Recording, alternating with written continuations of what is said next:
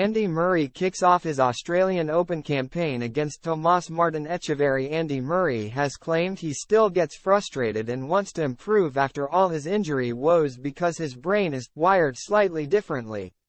And the Scot claimed his lack of perspective has helped his return to the top 50 and explains why he is still battling away on tour.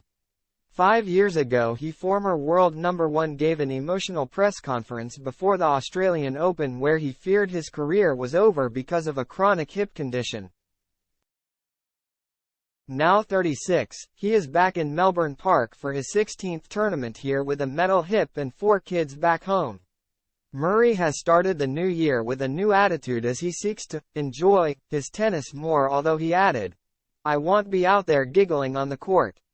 And the 3-time Grand Slam winner and double Olympic champion admitted he will never lose the constant drive to get better because that is the way he is built. Before facing number 30 seed Tomás Martin Etcheverry in his tough first round,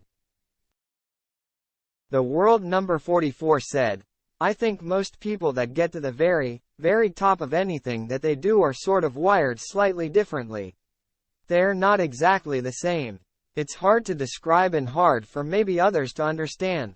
My physio, Shayna Nunn, will say to me, 'It's amazing what you're doing with the metal hip. Nobody thought you'd be able to do this. I didn't think that this was going to be doable.'" From his medical perspective, he's like, "What you're doing is incredible. And the thing that's hard, and one of the reasons for probably why I've been able to get back to the level that I've got to, is because my brain works probably differently to most people. Because I see things a bit differently and I am like, well no, I am going to be able to do this. I can compete with the best players in the world, so can I get a little bit more flexible? Can I get a little bit faster? Can I still improve my serve at 36 years old?" Having that constant drive to get better and to improve every little thing is what allows me probably to still be able to compete at that level. So it's been a positive and allowed me to keep going and push myself to where I want to get to. But then the downside of that is that because there is always a drive to do better, and feel like you could be doing more, is that sometimes during matches or after matches, it's tough to keep that perspective because I always feel they can be doing better. I will find that frustrating. I am not doing as well as what I think I could be doing. Whereas the big picture, when you are able to take a step back and talk to my physio and team about those sorts of things and they are like, "No.